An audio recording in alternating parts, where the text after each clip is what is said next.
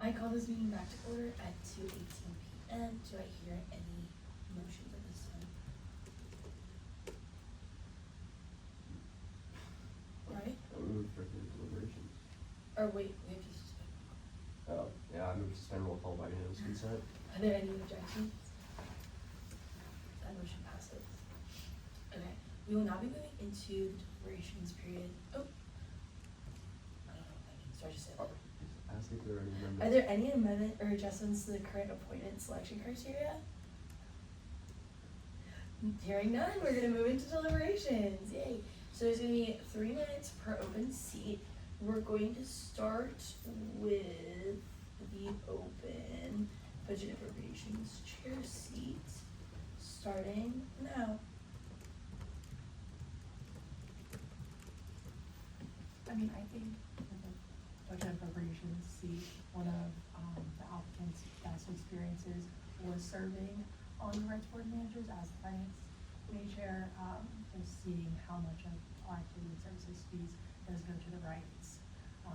He's had extensive experience across campus and government organizations also with his internship. Yeah, I feel like we have all the skills like proficiencies and really understanding the 800 codes. I feel like he's a great candidate as well. Yeah, I agree. I also really like how in his interview he explained how he kind of worked in all aspects of student government, not just within the student senate, so he kind of understands what goes in and out of that particular role, and I think that's a trait that can get lost sometimes when working in this position, and I think he has a good grasp. Yeah, I agree. I want to highlight again the finance committee chairs, rights union board of managers. That's particularly useful for a budget appropriations chair moving into summer, especially with the primary and subsidiary budgets and the budget hearings coming up soon. It's important that whoever we select as chair has these working relationships with entities funded by A&S fees. So I think that's extremely important to have.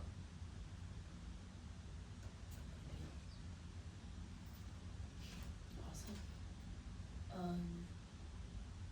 Do we do motions now? Do we do all first? It's all, right? Mm-hmm. Okay, awesome. Okay, we're now going to be moving into deliberations on the judiciary chair. That will also have 3 minutes starting now.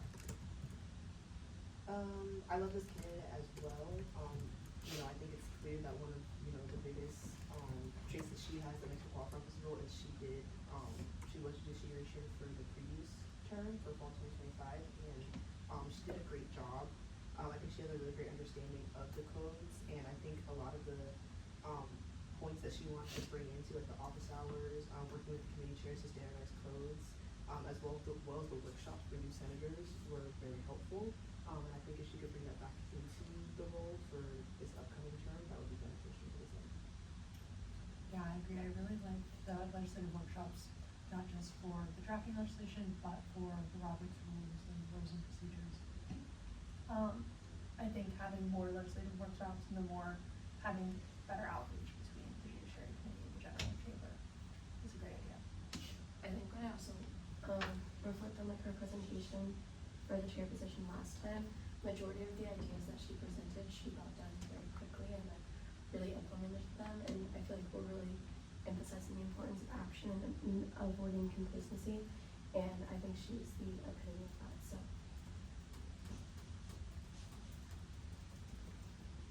Anything else?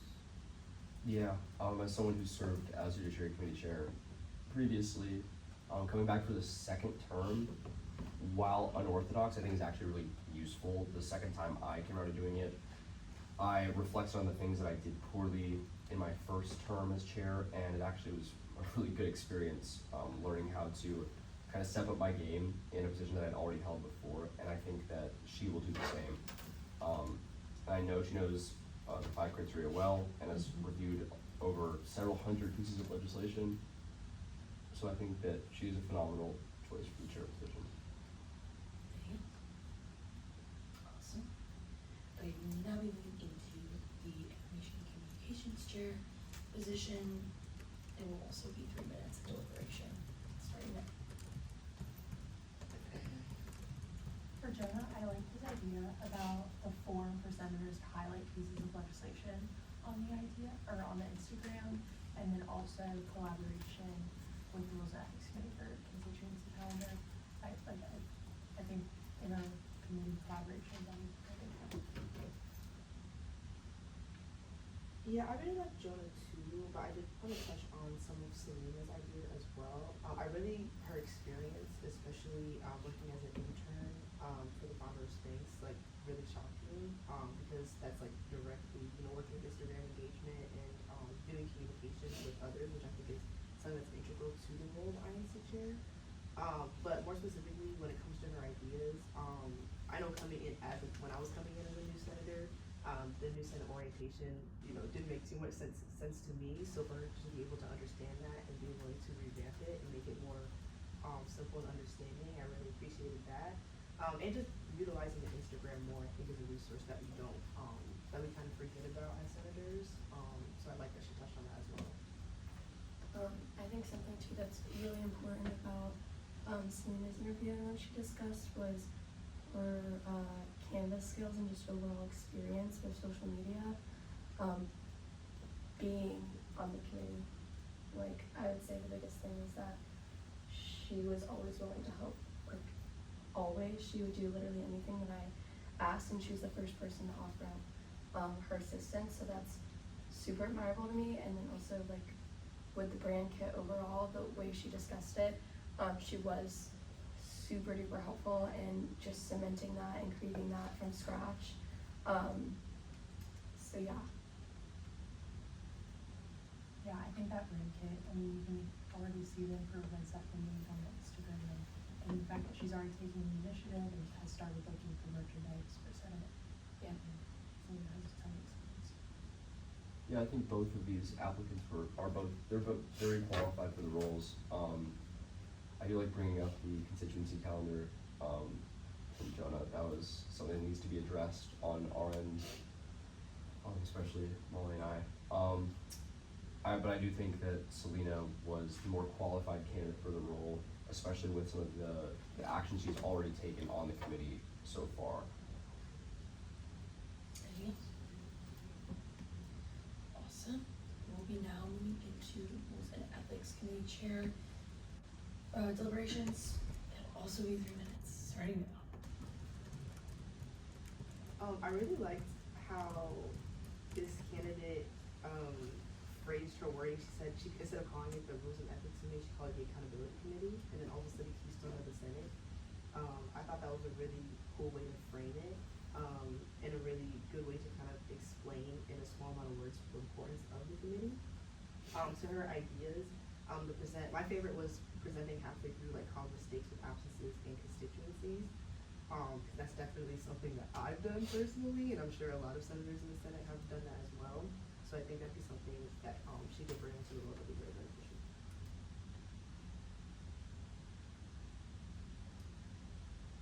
I heard that. Also, that she wanted to implement a rotating clerk form, similar to how the Judiciary Committee has done. I think Zoe has great experience in being vice chair of committees, a few different chairs. She got to see different styles of leadership. She served as a member at large. I think she's overall extremely qualified. I also love how she talked about the importance of delegating in this role, because like previously serving as a chair, I can definitely attest to, just like the workload overall can be pretty intense. If you're not utilizing your committee to their fullest extent, it can make it really challenging for a chair to manage. So I really appreciate how she recognizes how the strengths of our committee can kind of fulfill the weaknesses she may have. Yeah, I think the fact that she's been there for a year is already speaks for itself. We kind of sugarcoat it, but she's been an integral member of the committee, and I think her application demonstrates that perfectly. I'm not concerned whatsoever about her qualifications for this role. Anything else? Awesome. We're not going to be moving to deliberations for permanent seats. Same procedure, just want to let everyone know. First, we're going to be doing the off-campus permanent seat. Because there's 2 seats open, it's going to be 6 minutes of deliberations. You don't have to use the whole time, but just so everyone knows, it's the max. Starting now. All right, starting off, I think Brooke Tuttle had a great interview. Especially, I think that senators who serve during the summer semester, it's an extremely valuable experience and a good way to start off your Senate involvement.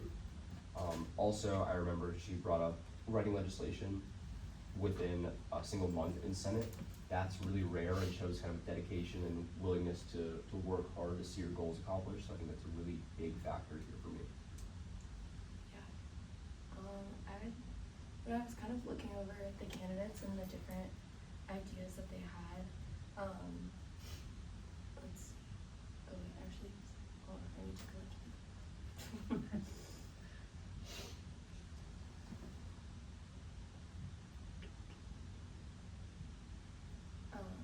Okay, I would say like the biggest thing that like I really like to hear during the interviews is obviously the idea side.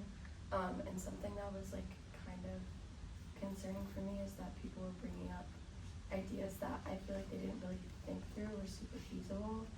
I liked like Lauren's ideas, for example, but like how she was talking about as a transfer student, like the T-Link, we kind of really do already have that. And then also like the parking of a purpose is a little bit of an initiative that I know some of yours are already kind of starting to take on.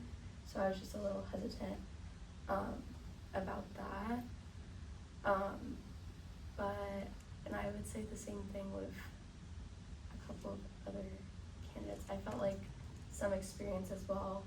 Owen, I feel like he didn't really seem to harp on experiences that were super tangible and can really be helpful to the Senate.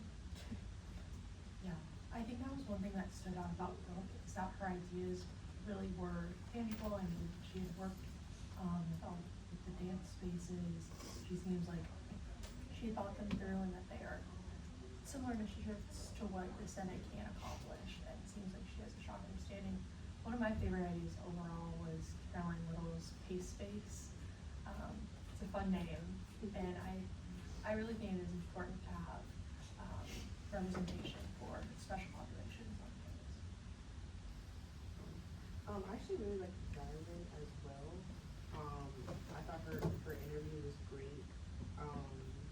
I really liked her ideas about connecting between off-campus senators and off-campus students as well. She mentioned during her interview, like if you have an issue within your community, you reach out to your senator. And that's how you do it in the real world, and she wants to reflect that within the student senate as well. And I think it's difficult to kind of reach out to senators sometimes. So the fact that she recognized that, she wants to do something about it through social media campaigns, which is something we're starting to grow in the chamber. I think was a great idea and something that we should implement. I can imagine her being a great fit on INC, and she had so many great ideas. I could as well. I agree with that. I thought that Owen Blount, I think we said that right, was a great speaker, which is definitely a factor for me when it comes to selecting people who are going to represent a bunch of constituents for off-campus in particular in the chamber. I do think that he didn't have the most ideas for the role, and they weren't as specific as we'd like to see, but I just want to point out that I think he was very passionate about coming here and speaking to all of us. Okay, good high-level questions. I like to Gator Connect idea though, making sure it's up to date. That was Mhm. cool. It's a Gator Connect is an underutilized.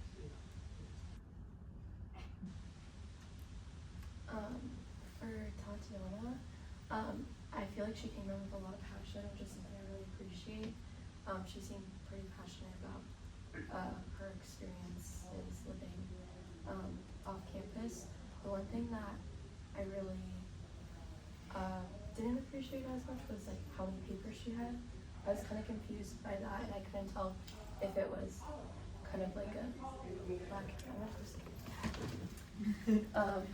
I don't know. That was like pretty ugly, but I felt like I kept focusing. It was a little distracting. And then I got a little lost when she started talking about state politics, and I didn't get it clear.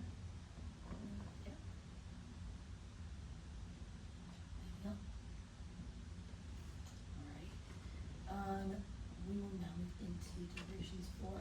spring seat, there's only one open obviously, so it's just gonna be back to 3 minutes, starting.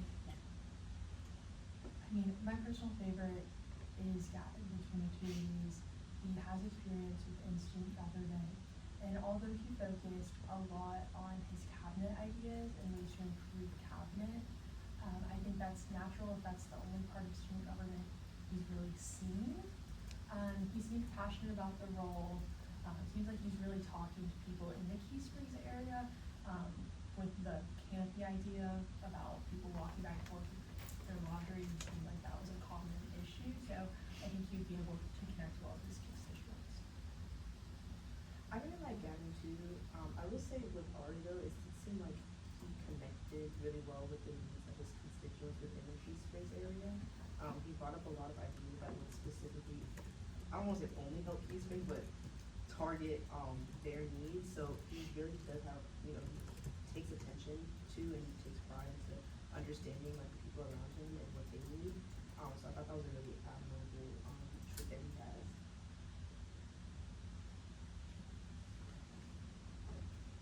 Yeah, I also, yeah, I thought Gavin had the slightly better interview, although both candidates, I think it was a pretty close, in my opinion, yeah. But I think Gavin had a slight edge in my opinion just from the experience that he does have in cabinet. I think that experience in student government translates well no matter what branch you were in, to being a replacement senator. I think it's important that we find some representation for Key Springs that has that. Yeah, I would 100% agree with that. I would say, obviously, like I was talking about earlier, I think ideas are really important, but to me, there's a pretty comparable in like strength, and I would say when you're looking at their experience, Gavin definitely seems to have a little bit more. Anything else? Awesome. Okay, seeing as we have deliberated on all the open seats, we will now move to making motions for nominations. Do I hear any motions?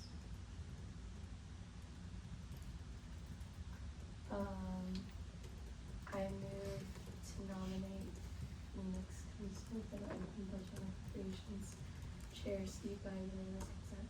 Are there any objections? Seeing none, that motion passes. I move to nominate Abigail Melvin for the open judiciary chair seat by unanimous consent. Okay. Are there any objections? Hearing none, that motion passes. I move to nominate Selena Patel for the open information and communications chair committee seat by unanimous consent. Are there any objections? Hearing none, that motion passes. I move to nominate Zoe Metrick for the open rules and ethics chair committee seat by unanimous consent. Are there any objections? That motion passes. I move to nominate Rylan Mitchell for the the off-campus permanent seat by unanimous consent. Do I hear any objections? Hearing none, that motion passes.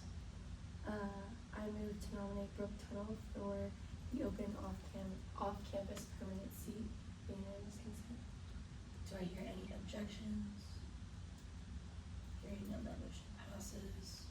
And I move to nominate Gavin Ranson for the open Key Springs seat by unanimous consent.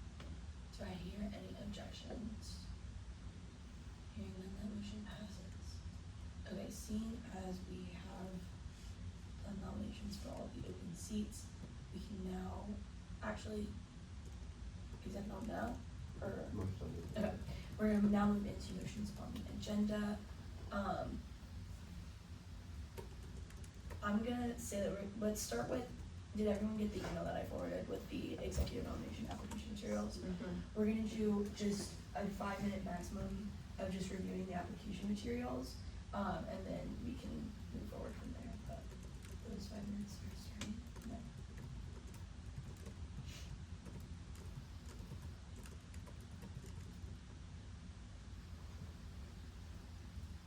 You're not deliberating.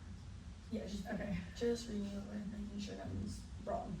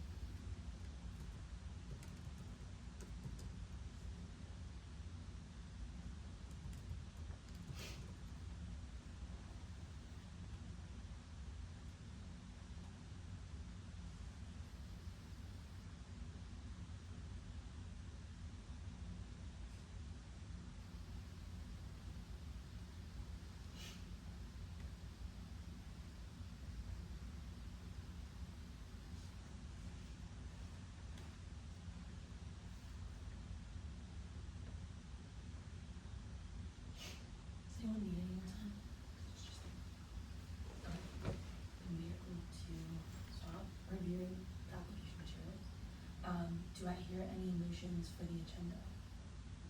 I move to add, Chomp vote agency head Xavier Hansen under executive nominations by unanimous consent. Do I hear any objections? Hearing none, that motion passes. I move to set the time, date, and place of all future Senate meetings up until the first meeting of Summer A 2026 for Tuesday, 7:30 p.m. in the Rights Union Senate Chamber by unanimous consent. Do I hear any objections? Hearing none, that motion passes. Followed, You don't have to. well, technically, No, then you say, I okay. say follow, then you say follow back. It's fine. Follow up? Yeah, there you go. You acknowledge the follow up. I move to add all excused and unexcused absences to the agenda by unanimous consent. Do I hear any objections? Hearing none, that motion passes. All right. And we don't have to make them a block by unanimous consent because they already are. It's true. That is awesome. So, we We have can add- executive nomination. We have to add the nominations to the agenda. They're already on the agenda. Yeah. Are you serious? Well, once we nominate them, they've been nominated. I don't know what we've been doing. Okay, I mean, I move to add all of the recently approved nominations from the legislative branch to the agenda under legislative branch nominations by unanimous consent. okay. Do I hear any objections? Hearing none, that motion passes. Yay. I move to adopt the agenda by unanimous consent. Do I hear any objections? Hearing none, that motion passes. Seeing that all business for today's meeting has been completed, I adjourn this meeting at 2:41 p.m.